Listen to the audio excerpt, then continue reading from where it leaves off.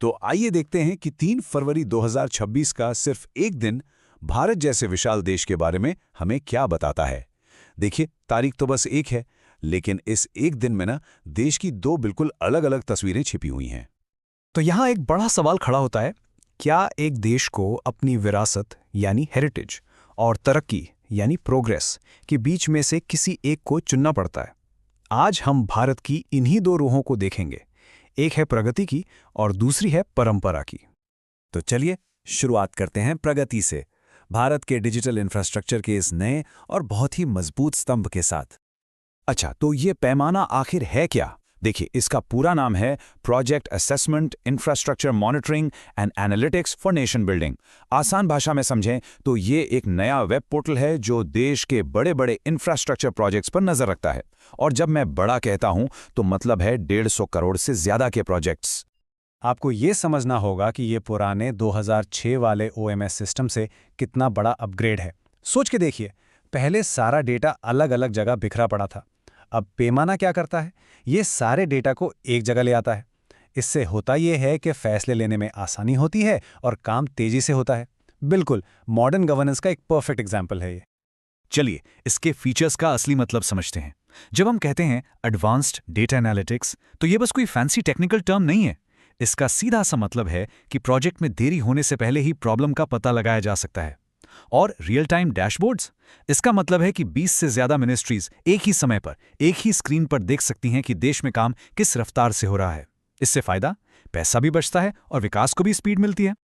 तो ये तो हुई प्रगति की बात। अब थोड़ा गेयर बदलते हैं और देखते हैं कि उसी दिन यानी 3 फरवरी को ही भारत की संस्कृति और विरासत पूरी दुनिया में कैसे अपनी पहचान बना रही थी। उसी दिन 3 फरवरी 2026 एक बहुत ही खास बात हुई। 14th दलाई लामा ने अपना पहला ग्रैमी अवार्ड जीता और उनका जवाब जब उनसे पूछा गया, दिल जीतने वाला था। उन्होंने इस अवार्ड को विश्व शांति और सबकी भलाई के नाम कर दिया। म्यूजिक और स्पिरिचुअलिटी का क्या खूबसूरत मिलन था ये। लेकिन वो इस सम्मान को पाने वाले अकेले नहीं हैं। ये तो एक लंबी विरासत का हिस्सा है।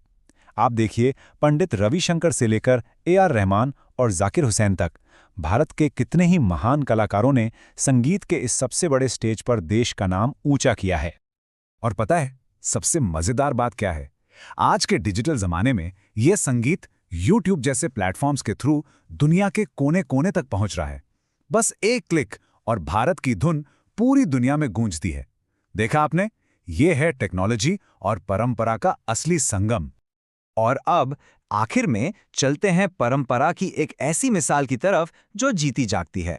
एक ऐसी कहानी जो प्रकृति और इंसान के रिश्ते को बड़े ही अद्भुत तरीके से बयान करती है। हम बात कर रहे हैं मेघालय के लिविंग रूट ब्रिजेस की। वहां की स्थानीय भाषा में इन्हें सिर्फ पुल नहीं कहते, इन्हें कहते हैं जिंकेंगझरी। और ये सिर्फ एक नाम नहीं है, ये दरअसल नेचर के साथ एक बहुत ही गहरा एक स्पिरिचुअल कनेक्शन है।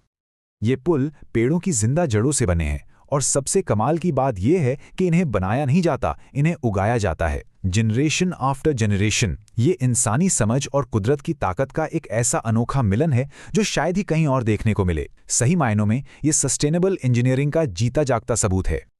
आप अंदाजा लगा सकते हैं ये कितने साल चलते हैं? ये पुल 100 साल तक जिंदा रह सकते हैं। कुछ तो 300 साल तक भी। और सबसे हैरान करने वाली बात सुनिए, कंक्रीट के पुलों की तरह ये समय के साथ कमजोर नहीं पड़ते, बल्कि ये तो और भी ज्यादा मजबूत होते जाते हैं। ये है नेचर की असली ताकत। Just think about it. तो अब इस अनोखी विरासत को बचाने और दुनिया भर में पहचान दिलाने के लिए भारत ने इसे यूनेस्को वर्ल्ड हेरिटेज साइट का दर्जा देने के लिए नॉमिनेट किया है। देखिए, सदियों से खासी और जयंतिया जनजातियों ने इनकी माँ बाप की तरह देखभाल की है और अब कोशिश ये है कि ये पूरी दुनिया के लिए एक सुरक्षित धरोहर बन जाए, एक प्रोटेक्टेड हेरिटेज। तो हमने क्या देखा? 3 फरवरी 2026 का सिर्फ एक दिन, और इस एक दिन में एक तरफ है पैमाना जैसा कटिंग एज डिजिटल इंडिया और दूसरी तरफ प्रकृति से जुड़ी सदियों पुरानी विरासत।